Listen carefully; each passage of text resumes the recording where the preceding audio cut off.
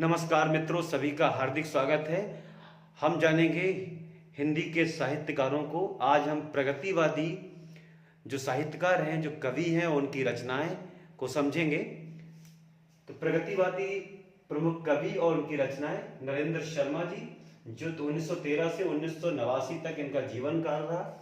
इनकी पहली कविता चांद पत्रिका में प्रकाशित हुई 1931 में, और अभ्युदय साप्ताहिक पत्र के संपादक रहे। रामायण और महाभारत इनके प्रिय ग्रंथ रहे दोनों। उसके अलावा शूल फूल इनकी रचना है, 1934 में आई थी। प्रवासी के गीत 1939 में ये रचना आई थी। कर्णफूल 1936 में, रक्तचंदन 1949 में और द्रौपदी 1960 में ये इनकी रचनाएं थी जो प्रकाशित हुई।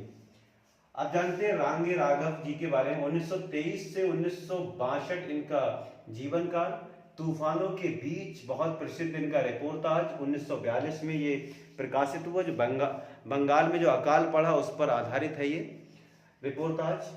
राह के दीपक कविता संग्रह है इनका। पिघलते पत्थर, श्यामला और पांचाली खंडर इनकी रचनाएं हैं, अन्य रचनाएं। जानते हैं रामविलास शर्मा जी के बारे में। 1912 से वो 2000 ईस्वी तक इनका जीवन काल।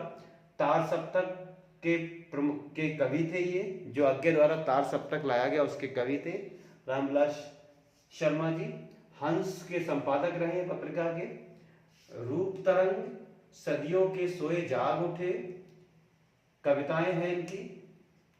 और 1991 में प्रथम व्यास सम्मान मिला इनको, रामविलास शर्मा जी को। और सलाका सम्मान भी 1986-87 में इनको प्रदान किया गया। नागार्जुन जी 1911 से 1998 इनका जीवन काल। इनका वास्तविक नाम वैद्यनाथ मिश्र था। मैथिली में इन्हें यात्री के नाम से ये कविताएं लिखते थे।